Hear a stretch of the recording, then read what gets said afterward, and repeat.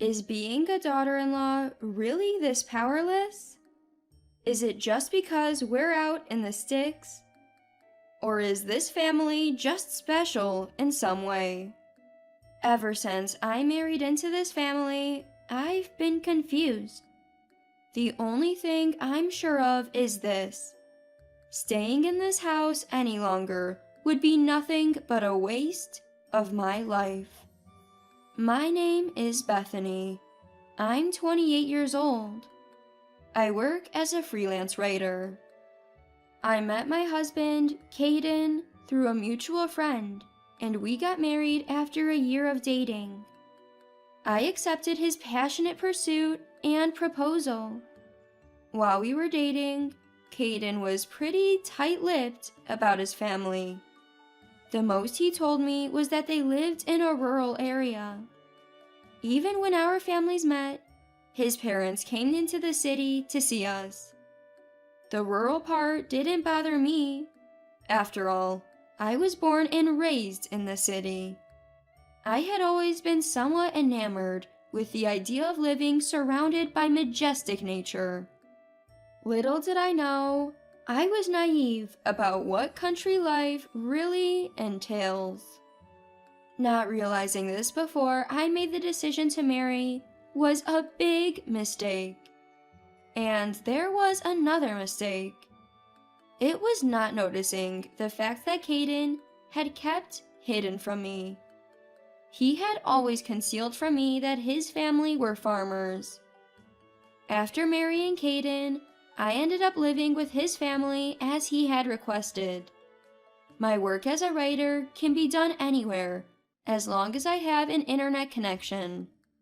Ignorant as I was, I looked forward to living in a place rich in nature. But then... Come on, Bethany! You've got to stick those beer labels on tighter! Put some muscle into it! From the day I moved in, I was roped into farm work. Forced into hard physical labor I was unaccustomed to. I remember being completely exhausted on the first day.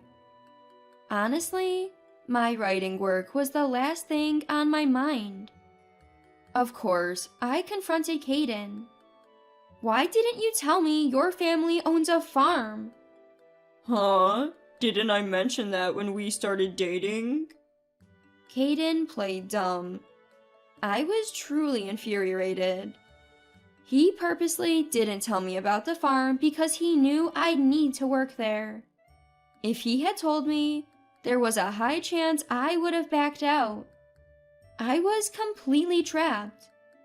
The in-laws wasted no time putting me to work on the farm starting the very next day. My days became a grind, working from dawn till dusk. To make things worse, they kept pressuring me to have kids quickly. We need you to have at least 3 kids. The more hands to work, the better. Hearing this casual wish from my mother-in-law, Sienna, made my blood run cold. I was already worn out from half a day of farm work. The idea of having 3 children felt impossible. For some reason, maybe stress, I wasn't getting pregnant. It didn't take long for my initially kind in-laws to change their attitude. Soon, I was told, "If you're not going to have kids, you should leave." Around October that year, Caden's sister, Maya, visited with her kids. I had a feeling the first time I met her, and this time it was confirmed. Maya and I just don't get along. She looked down on me for not having provided an heir and smirked. Better hurry up and have kids, Bethany. You're already 28, aren't you? I know how old I am, thank you very much. I almost snapped back, but held myself. I realized I was falling into their pace. But saying, I can't do this, and simply escaping back to the city isn't an option here. If I'm going to make a real break for it, I need a better reason than this. Maya sensed my hesitation and took advantage. She introduced me to neighbors, making connections I hadn't asked for. Bad-mouthing me at home, but praising me in public. Now, I even had friends in the village. I was stuck. Going back to my own family was becoming more difficult. "See you. Make sure you're pregnant by Christmas," Maya nonchalantly said before leaving. As Christmas approached, my life got busier than ever. Gift shopping and party planning piled up on my to-do list. On top of that, I couldn't neglect my usual housework and farm chores. Honestly, I never thought being a farmer's wife would be this overwhelming. Being both physically and emotionally drained, I really needed some support. I brought this up to my husband Caden several times, but it was all in vain. The first year is hard for all brides, ha ha ha ha. That's what my buddies say, ha ha.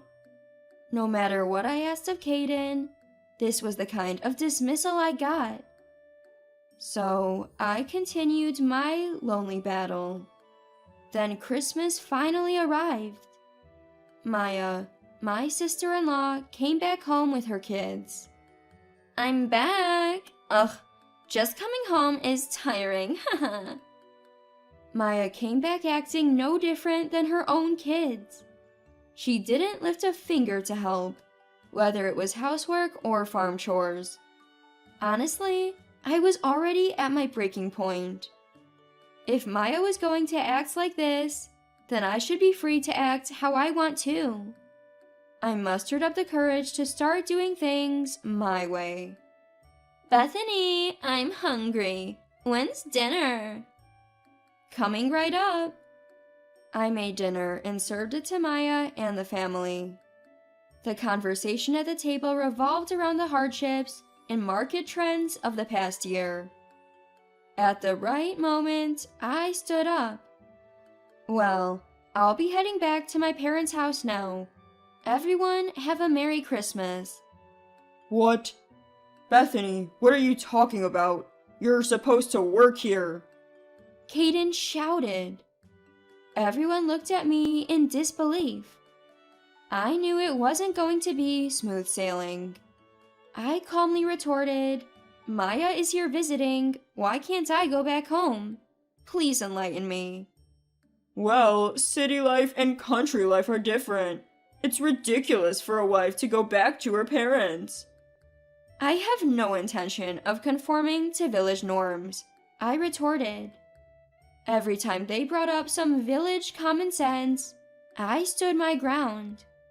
I didn't agree to become a slave when I married into this family. If marriage means giving up my freedom, I wouldn't have gotten married in the first place. Finally, I managed to go back to my parents' house, despite my in-laws' resistance. I took with me the feast I had prepared. I paid for these ingredients myself and cooked this meal specifically for my family. I left the feast for my in-laws in the kitchen. I later heard that it was all gone within a day. Apparently, Caden's family had to get by on canned food and cereal for the next few days. Caden got an earful from his parents, asking, "What are you teaching your wife?" Can't blame them. They probably never thought I'd leave. No matter the unreasonable demands, she's the obedient wife who never argues back. No doubt, that's the kind of daughter-in-law the in-laws were hoping for. Too bad, that's not me. Caden had seriously underestimated my resistance. A few days after the Christmas event, I went back to his family's house and heard the whole story from him. He seemed quite upset, but I shrugged it off. Can you stop making it sound like it's my fault? What did you say? The mistake was dumping all the housework and farm chores on me to begin with. His parents' eyes narrowed as they scolded me. You chose to marry into this family. What's this attitude? Exactly. When in Rome, do as the Romans do. Why can't you do that? I get what they're trying to say, but I had my own side of the story too. If I had known about this lifestyle, I never would have married into this family. Hiding the fact that this is a farm was deceitful. Caden seems like he had something to say, but I didn't let him. I think this culture of dumping everything on the wife needs to change. When I presented the document I had prepared, Caden's face turned pale. It was a divorce application. Of course, my section was already filled out. Caden looked like he was about to cry. Are you serious? Of course I am. Please sign it. My in-laws were even more resistant to the divorce than Caden was. They said it would be a disgrace to lose their daughter-in-law, that they'd be too embarrassed to face their community. They begged me to reconsider, told me they'd meet my demands if only I'd stay. I had to set my in-laws straight. Everyone in the village knows I've had a tough time since getting married. They're also aware that I'm divorcing and leaving the village. So, there's no issue, I said. I had been actively seeking advice from friends in the village, whom I met through Maya. Most of them were very sympathetic to my plight, feeling that I had been deceived. Actually, the villagers are pretty critical of how you forced me into this life and exploited me. You might want to be careful moving forward, I added. Caden was hesitant to fill out the divorce papers, probably influenced by his parents. It wasn't until I said, I'll write an article about what's happened here, that he finally did. I didn't mean to sound threatening, but I had no other option. Worried about public opinion, my in-laws finally backed down. Thank you all for everything you've done for me. Please take care. So, I packed my bags and left my in-laws' home. I later wrote a genuine article about becoming a farmer's wife. After all, I had never promised Caden or my former in-laws that I wouldn't write about it. Fortunately, the article garnered a lot of attention and even led to new work opportunities. To be honest, the only good thing that came out of my marriage and divorce was this new job. In retrospect, it was a blessing we didn't have children. My departure apparently tarnished Caden and his family's reputation in their village. Every family is struggling with a lack of successors after all. Their strong-arm tactics didn't make them immune to criticism. They became known behind the scenes as the terrible family that almost ruined a city girl's life.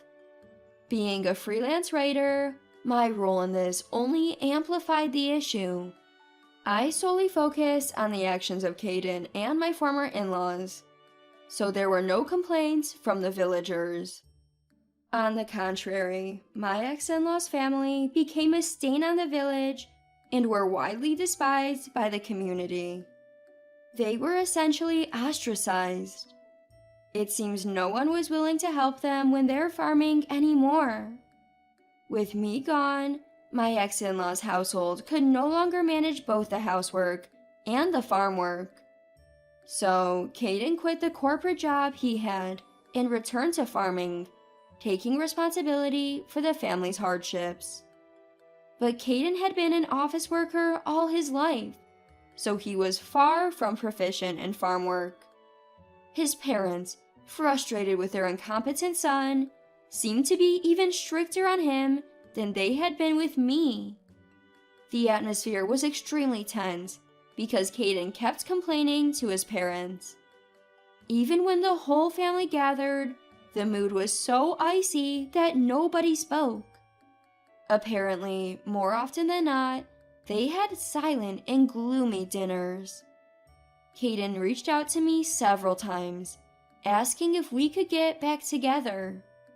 Of course, I declined every time he contacted me. All Caden and my ex-in-laws wanted from me was labor.